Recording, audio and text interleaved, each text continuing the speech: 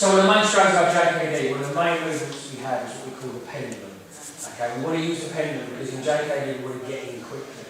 So there we go to right knee forward. So from here, rather than just charging in, okay, risking it, hit or whatever, we like to break in with a bit of a feint so we can get in nice and quickly and close. What we want to do is get into what we call trapping range, or what other arts will call clinching range. Okay, so from here, rather than just again come in, I'm just going to throw a distraction, throw my kick and come in. Okay, so it's kind of like the reason we call the pendulum is because the back leg is shooting in. As I come in, he will see me enter.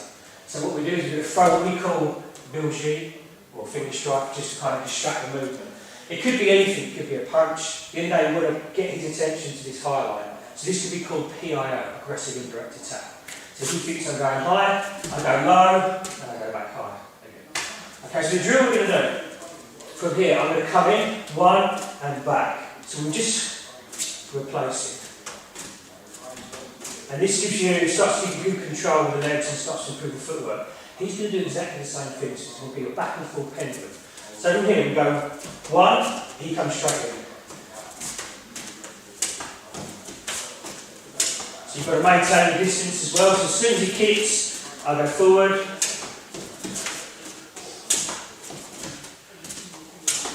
So we're not too worried at the moment about this. We always say we've got to sell this. You'll see some people.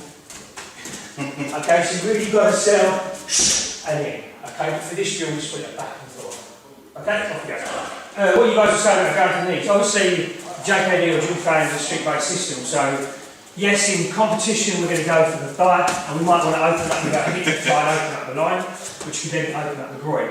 When you're looking at the street, yes, you can go for the knees, or obviously what we call the now tempo, round kick, goes lovely into the groin, which is what we're looking for. So self-defence terms, that could be here, whoa, and just disguise this and come straight in. Okay, so it works just as well. What we want to do, I want to make sure I maintain my distance. So as I step up, kick, I go back to the same position. What I don't do is come in here and kind of still being close. So we want to work that distance. So I maintain my, what we call fighting measures. So fighting measures where I can't throw anything on that range. I'm going into kicking range and I'm going back out again. Okay? So try and get the flow so as we go, one, he comes in. So it's constant. Straight my head.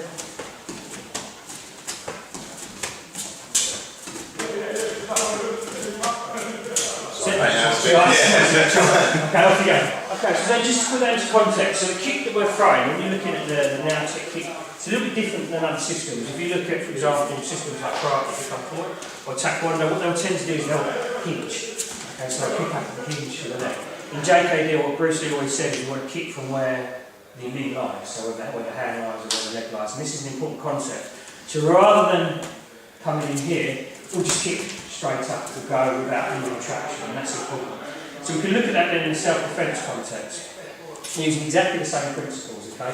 So from here again, as we were saying, we could be in any kind of position. I'm not going to go into all the ins and outs of what he's going to do.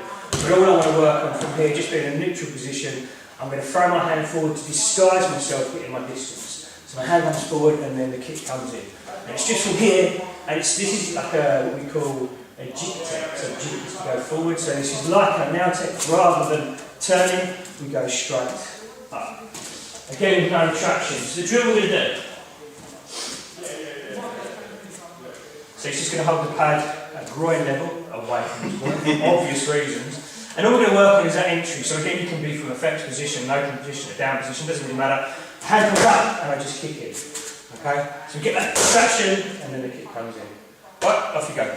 Well, obviously what we can do is we could just be here and just raise the kick, we know that. We could just kick with the groin if it's there. But we're just looking at putting into the concept of what we do. So this is just to disguise this kick coming forward, because again I want you to focus on this, and this could go for the eyes.